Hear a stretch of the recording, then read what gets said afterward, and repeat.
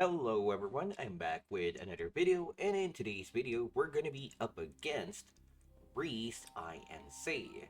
Alright, so before we dive in, again, make sure to subscribe if you're new to my channel, and of course, turn on the notification to all notifications so you're not going to miss an upload or stream from my channel.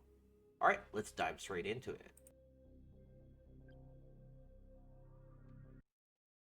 Here we go. So the map is going to be Golden Ring.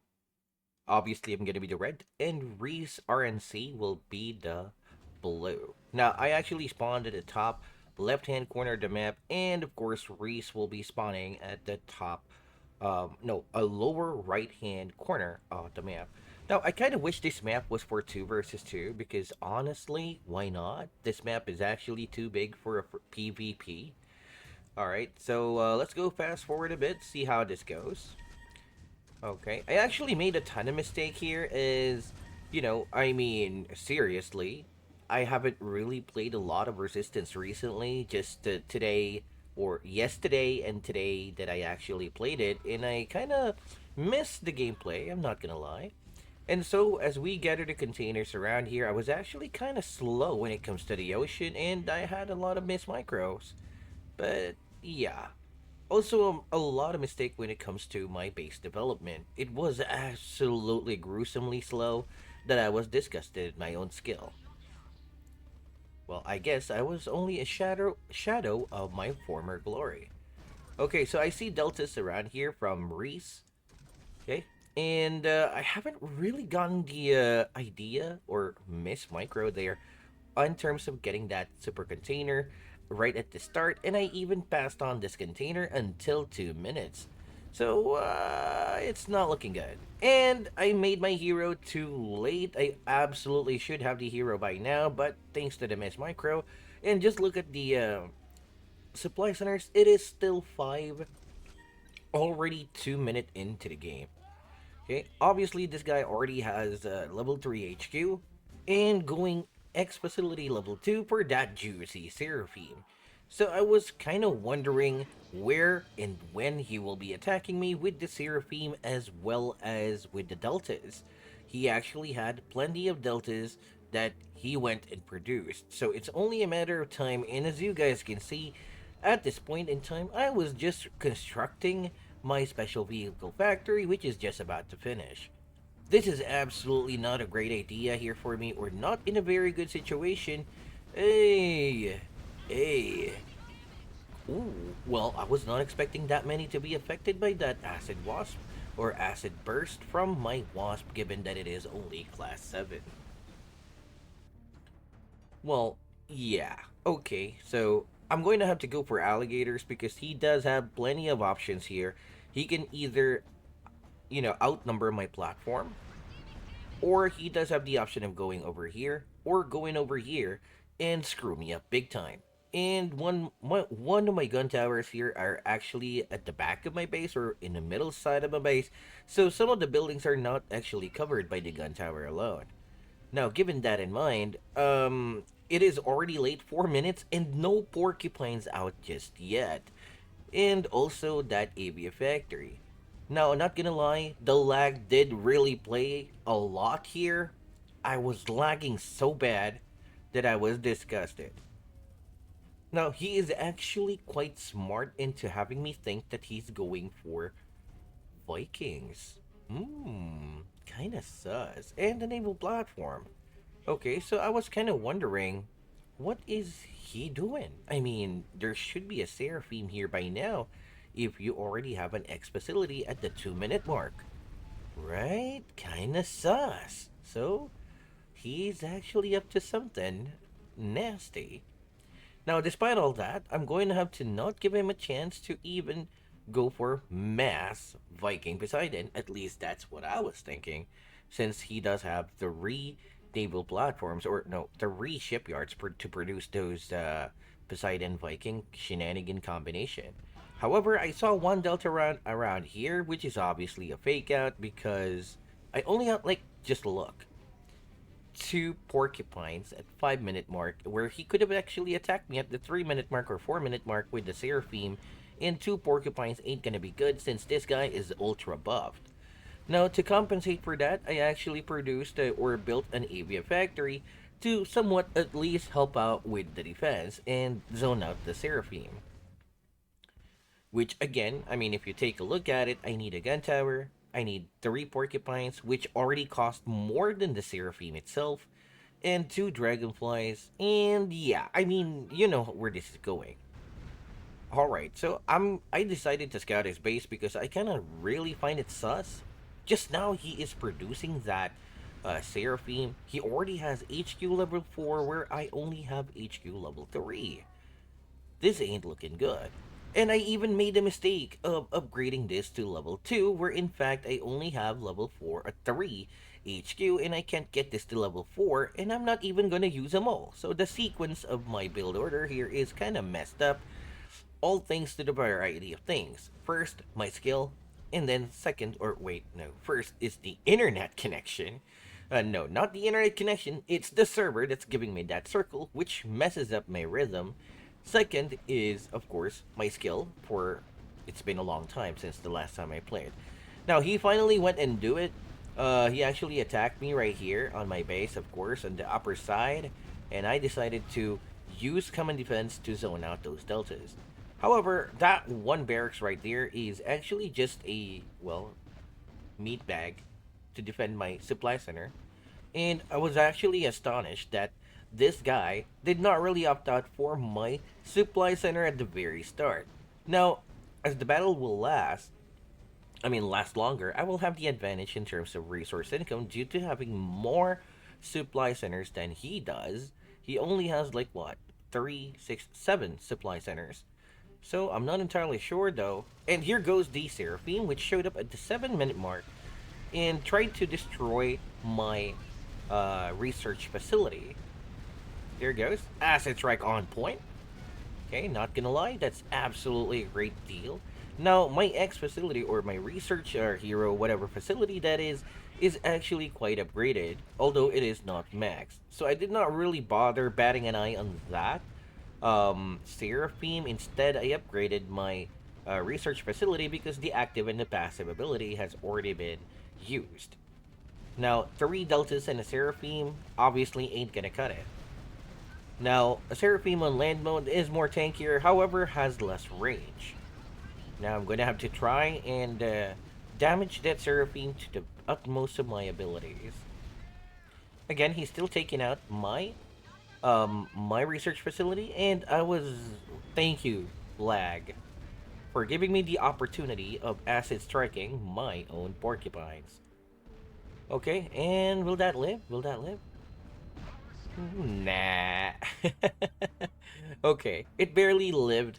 So yeah, I mean, I'm going to have to take the opportunity to take this super container, as obviously I need more containers. You know, I need it. I need it, and do have plenty of plans here because having more supply centers do cost more power and in turn much more expensive at the early stages of the game. Now again, if you watched my previous video, you will actually see this small chunk of land here, land mass, and I'm gonna have to use that to my advantage because if the Viking were to fire at my alligators, they could not really fire the torpedo, hence leaving them only with the cannons or the guns as their main weapon. And ooh, that whoa, dude. Okay, so now I know why there's like 3 shipyard ultra late Seraphim, despite having level 2 vehicle factory at the 2 minute and going X facility level 2. So he was actually saving for HQ level 5 because the moment when I scouted him, he was already HQ level 4, which is absolutely faster than me. And if he was to produce more Vikings and so on, it's not going to be possible for him to have HQ 5. And why is the map so sus where no units or whatsoever and I managed to take that super container in the middle without any resistance? So as soon as I saw that, immediately AVF factory going down, Leviathan's already out, but this guy is just plain underestimating me by a lot. So that Seraphim was meant to guard that space strike. And at this point, I mean, seriously, I am not able to do anything against it. Not at this point, because the moment I produce the Hawk, it's not going to be enough to destroy that space system before it lasts, before the fuel runs out. So, I'm going to have to take my chances and move my Leviathan at the bottom of the map. That's where I plan to attack him. And at least that's the plan. I mean, if it fails, then GG. And then I'm going to have to, second attempt, in order for me to stay in the game, since he doesn't have a vertex or anything of that sort, I'll go produce supply strength, no, construction yards, as you guys can see, so that whenever he space my base, I can just reconstruct my base spread apart so that he could no longer use that space strike unless they're going to use it on my alligators. Now, thankfully, these alligators will come in handy later on, so I'm gonna have to show you why. And so it's gonna be too late for me anyway. I would rather use this opportunity. And here goes. Immediately canceling that Jaguar, saving the resources, and then of course producing or building those avia factories at the corners of the map to of course obviously, well, replace this one that's gonna be destroyed, or at least I was expecting that. Here goes. Bam! Oh, all my administrative buildings, factories has been blown to dust. Now I see 4 assaults right here, and then of course, this is the only thing that I'll have. 2 jaguars, 4 porcupines, a leviathan, and the rest are going to be alligators. Yeah. Tracie, whatever happened, man. Okay, so reconstruction boost, or at least used up the initial resources saved to reconstruct the power plants so that I can use the reconstruction boost to only rebuild all the supply centers that I lost, which I have 9, so I can go and get back to 7 since I already have 1 that survived here. Now, obviously, I'm going to take this opportunity to rebuild my base and, of course, as fast as possible. And while that is going on, I'm going to have to position my units around here. This is just a fake, using a naval scouting boost to stay further. And as soon as he sees this, he's gonna think that I'm going to attack right here. No. Now, again, using a common attack boost here would be really helpful, as of course it will speed up my Leviathan along with my other units to attack and get to that space strike, which I believe is popping another shot. So, those Vikings are scouring their location and scouring at this location to defend that platform, and I just saw him building platforms. Okay, so that platform will go down definitely. He doesn't have enough power to rebuild more, obviously. Some stuff here, that Seraphim will actually be really, really, really useful in terms of defending his base. Okay, so 1 platform is down, however, other more platforms will go down, and he only has like 2 Vikings. That was really clever.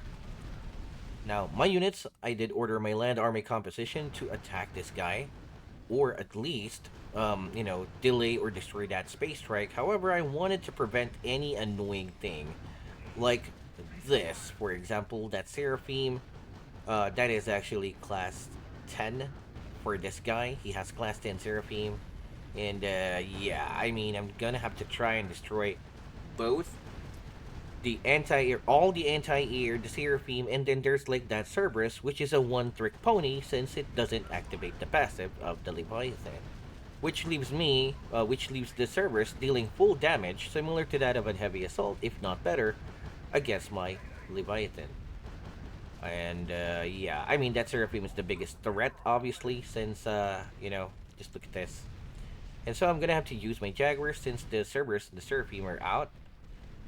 The shore are out of commission, and I'm going to have my alligators focus in that HQ and destroy that space strike, so or space system, so to avoid him from building another one, as he will have to start from HQ level 3 when he uses the HQ boost.